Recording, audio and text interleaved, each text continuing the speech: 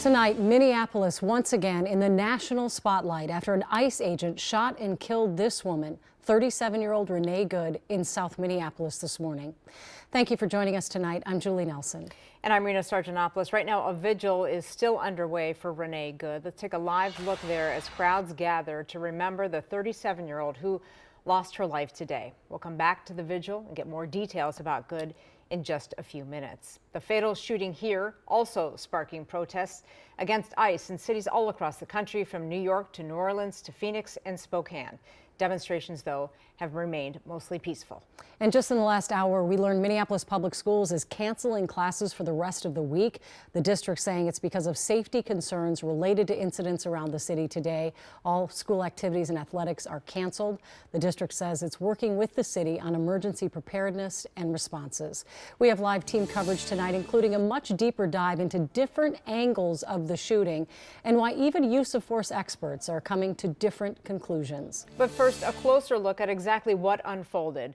ICE officials say agents were conducting targeted operations when they claim Good tried to ram agents with her car near 33rd Street and Portland Avenue. Minneapolis police say they responded to gunshots around 9:30 this morning. Neighbors reported hearing 2 to 3 gunshots as the SUV sped off, hitting another car and a pole.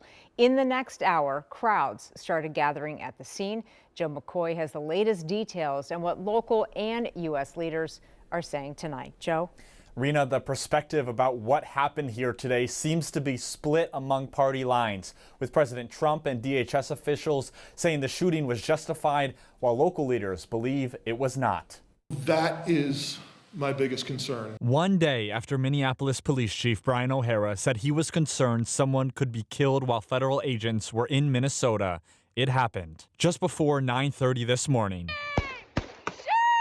37-year-old Renee Good was shot and killed in her vehicle by an ICE agent at 34th and Portland Avenue South in South Minneapolis. This immediately led to a massive law enforcement presence at the scene and protests, which at times turned intense.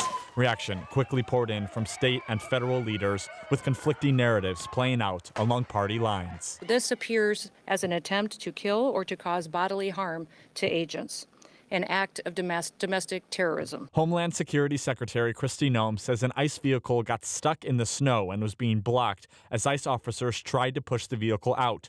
Noem says agents told Good to get out of her vehicle. She refused and then tried to run an ICE agent over. The ICE officer, fearing for his life and the other officers around him and the safety of the public, fired defensive shots. Minneapolis Mayor Jacob Frey and Governor Tim Walz both contradict that perspective. Apparently from the federal government, from the Homeland Security Director herself, has already determined who this person was, what their motive was, and they hadn't even been taken out of the vehicle.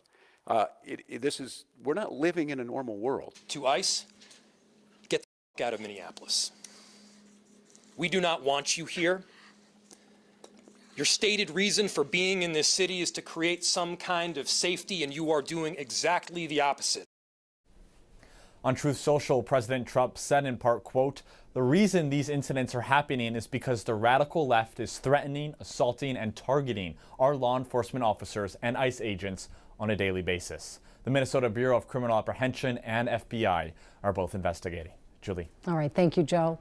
In the last few hours, Minneapolis Police Chief Brian O'Hara spoke to CNN on the events of the day. O'Hara said when he got to the scene, it took a long time to get clear information on what had happened. He also says in that initial response he gave, no one had told him that an ICE officer had been hurt. There were, at a minimum, dozens and dozens, if maybe not a few hundred, federal law enforcement officers on the scene. I did not speak to anyone. At least none of them told me that they were there when the shooting actually occurred.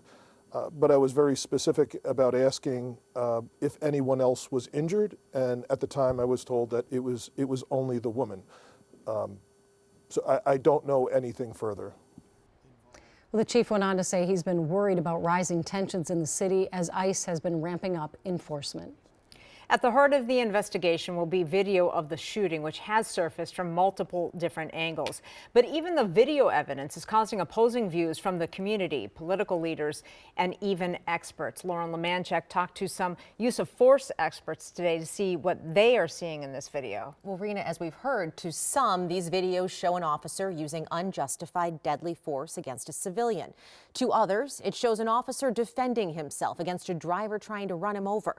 I talked with 3 use of force experts, all current or former law enforcement, to understand how they see the video. First, the video. This angle shows agents repeatedly telling the driver to get out of the car. The driver then backs up, and as soon as she drives forward, you hear 3 shots fired. A federal agent reholsters his gun as the red SUV crashes into another car. Another angle shows the driver appearing to wave her arm to let another vehicle pass. Then a different vehicle pulls up and more officers get out. Again, you hear them repeatedly tell her to get out of the car. An officer approaches and pulls on the door, and you see the driver back up, then start to drive forward. That's when you hear the gunshots. Look at that video in slow motion. The officer at the front bumper draws his weapon and fires once at the front, then 2 more shots into the driver's window. The main issue here is going to be with whether the officer in question reasonably believed that his life was in serious jeopardy. Use of force expert Ed Obayashi reviewed the videos and sees why, in that moment, the officer could have believed that. I believe that the officer may have a reasonable justification for firing his weapon. But 2 other use of force experts see something different. It was an improper use of deadly force. Dr. Roy Taylor says it doesn't look to him like the driver was trying to ram the officer. This ICE agent put himself in the path of the vehicle. He drew his pistol before the vehicle even started moving. And Jeff Noble agrees, saying officers are trained to avoid situations like this. A reasonable officer would have moved to the side of the vehicle immediately and not been standing in front of the vehicle. Certainly, if there was enough time for the officer to draw and fire their handgun, there was enough time for the officer to move out of the way. And that's what the officer should have done. So there is disagreement here on that key factor. Would a reasonable officer believe he was in imminent danger in that moment? But here's the one thing that all 3 agree on. These cases are really hard. It's too soon to draw any definitive conclusions. They need to know more about what happened ahead of the shooting. They need to do a lot more interviews, and a lot more investigation needs to be done. It doesn't help that social media in this day and age, people are drawing their own conclusions already when we really just need more information, maybe more video or surface, maybe once we get those interviews with witnesses and officers. Well, and they did say we have a few angles. There could be other angles that even provide a different perspective, and they are going to need to interview these officers. So much more to come. All right, Lauren, thank you. Well, tonight, the Minnesota Police and Peace Officers Association responded to today's ICE shooting. The group representing public safety officials across the state said it stands behind law enforcement and accountability. They went on to say rhetoric from political leaders attacking law enforcement has real consequences, and called on leaders to stop using inflammatory language and to respect the legal process. Tonight, we are still working to learn more about Renee Good, her family telling us she's a mother to a daughter. Our investigative team looked into her background and found that she was originally from Colorado Springs. She studied creative writing at Old Dominion University in Virginia, where she won a poetry prize for undergraduates. Right now, a vigil is underway near the shooting scene where people are remembering her and calling for justice. That is where we find Raya Katene with a look at what the mood and tone is down there and what people are saying tonight. Raya? Well, this group that you see right here behind me, right in the middle of the intersection of 34th and Portland, really started growing within the last hour or so. But I want to show you this small memorial that started forming within the last couple of hours, really. It appears to show a photo of Renee Good. That's the 37-year-old woman who we know was shot and killed today. And we were here just a few hours ago for a much larger vigil as well, where we heard from some passionate advocates and neighbors. A member of our community was killed in this very spot, protecting her neighbors. A growing crowd is responsible for this growing memorial as day turns to night on Portland Avenue in Minneapolis and people gather to remember 37-year-old Renee Good. This is thousands of people. It's just remarkable. Reverend Sarah Campbell says leaders of all faiths are here to stand in solidarity with their neighbors. My daughter lives just on the corner there, and she was in the neighborhood and saw the shooting. It could have been any of us. As ICE raids continue, organizers with the Minnesota Immigrant Rights Action Committee and Twin Cities Coalition for Justice say Renee's death will only empower them to keep fighting.